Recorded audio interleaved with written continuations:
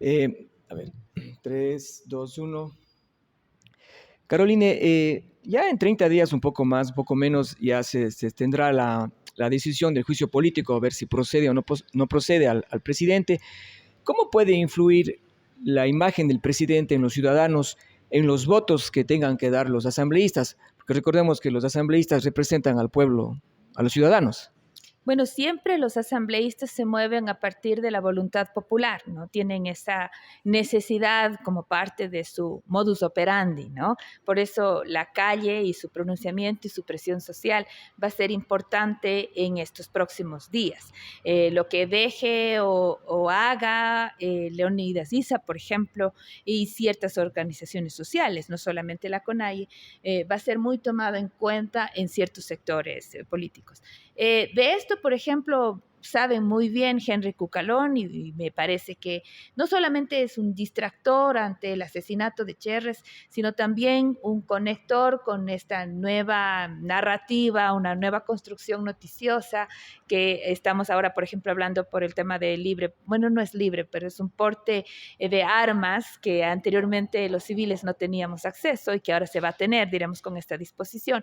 Todas estas son construcciones narrativas que de alguna manera van moldeando una opinión pública, primero de distracción ante a estos otros elementos como el juicio político y tal, pero también que van ejerciendo presión popular en la asamblea. Entonces, sin duda, la opinión pública, favorable o no al presidente, va a ir pesando en esos votos, sobre todo estos votos que siempre se han ejercido al último. Quienes consumimos las votaciones en asamblea, que somos muy pocos en este país, porque eso al final nos enteramos al final, ¿no?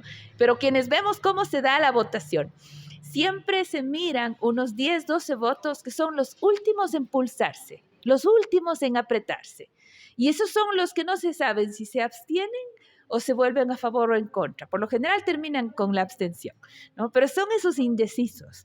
Y esos son los que en este momento están denunciándose ya, ¿no? Que sí, que se están reuniendo con el piso 7, que ya se reunieron con el subsecretario. Y créanme, de ese tipo de noticias, ya sea que hayan habido o no las reuniones, vamos a escuchar todo el mes. Adicional a la presión popular y a la presión política, también está en juego la renovación de autoridades en la misma asamblea. Entonces, si se logra consolidar, y ahí un poco el juego magistral de las grandes caciques, tanto de UNES como el Partido Social Cristiano, va a ser importante sostener esa mayoría que no haga agua con la división política interna en términos de quién va al CAL y qué presidencia se mantienen, y que a su vez consolide tanto la reestructuración administrativa en asamblea como la del juicio político, ¿no?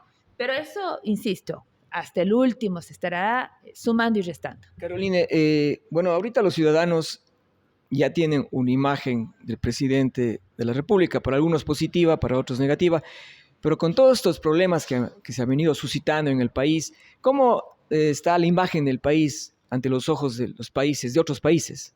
Bueno, el problema de estos espacios de inestabilidad, indistinto de quiénes sean los que ocasionan, porque a mí no me gusta decir que es por culpa de la prensa o por culpa de las comunidades indígenas, o yo creo que la clase política en general tiene que poner sus barbas en remojo, ¿no? Porque no ha sido capaz tampoco de responder a las necesidades y a las expectativas de la sociedad. Pero, por ejemplo, el índice de riesgo país está que sube y baja desde hace varios Está meses. inestable. Comencemos, si hablamos de inestabilidad, comencemos por allí, y eso ya es mucho tiempo que sube y que baja. Entonces, me parece que este momento tenemos al menos 3 escenarios.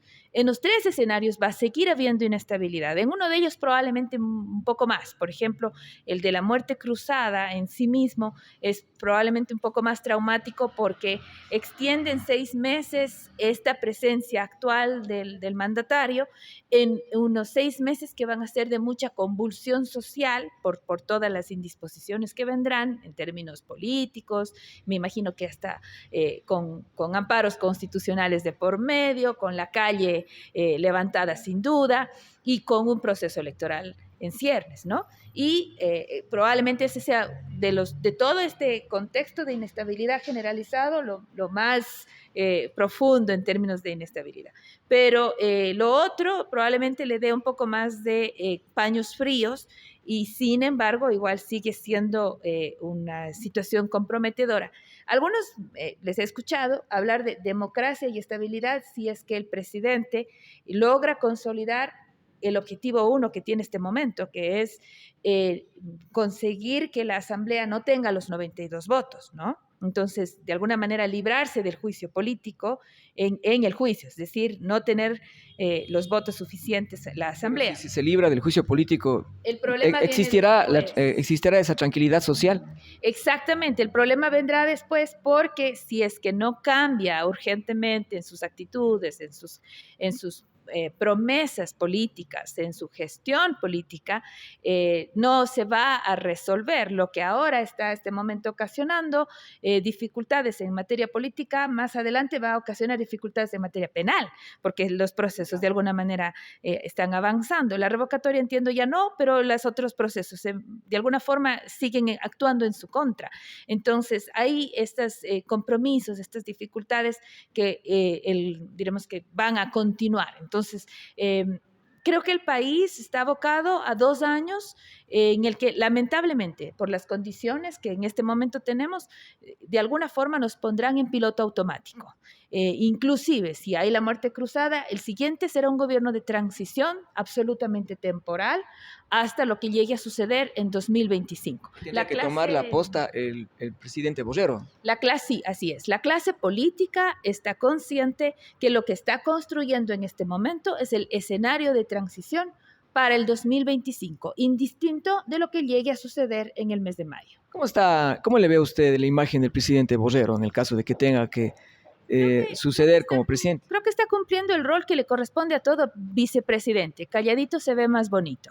Quietito, que no se mueva, que no incida, que no levante olas, porque de esa manera va a poder estar de alguna manera en un espacio de menor visibilidad y que cuando sea llamado, ¿no es cierto?, tendrá que ocupar el rol a la cual la sociedad le convoque, ¿no? Carolina, usted que es experta en comunicación, ¿puede hacer una comparación de cómo se generaba la comunicación en el tiempo de Rafael Correa y cómo está ahora la comunicación del presidente Lasso? ¿Cuáles son qué puntos usted puede destacar? Lo que mencionamos al inicio y que puede funcionar muy bien como cierre, el tema de la cercanía, ¿no? El tema de la cercanía es una de las grandes diferencias y esta suerte de empatía con la población, ¿no? Creo que Rafael Correa tenía profundas diferencias en su gestión y en su trato. Muy, muy criticado, sobre todo con la clase periodística y con cierto sector político que fue muy denostado en las famosas sabatinas, pero logró sostener en 10 años hasta el último, inclusive por sobre el 40 o 50% dirían algunos, su popularidad.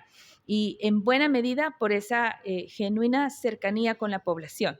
La población lo sentía cercano, rabioso, furibundo, pero cercano. Entonces, creo que ahí hay como una primera, pero estos son rasgos característicos de su personalidad, ¿no? Ahora, muchas de las veces me dicen es que la comunicación de Correa, y yo siempre niego eso, y me dice, pero ¿cómo si tú eres comunicadora?